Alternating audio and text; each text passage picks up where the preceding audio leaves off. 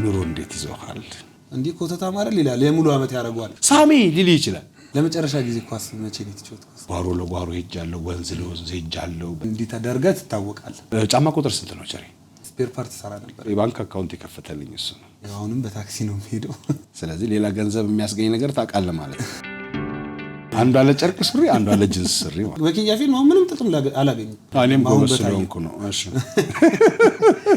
ኳስ ሜዳ ስትፈጠር አርቲስት ለመሆን ማንንም ማየት አይጠበቅብህ። በቃ በቲቪ ማቃቸው ሰዎች በደንብ ነው ያዩዋቸው። ዲዛክፊል ይዛን ጊዜ ጆሮ ነው የሚታየው። ቤተክርስቲያንም ይመስላል ነገር።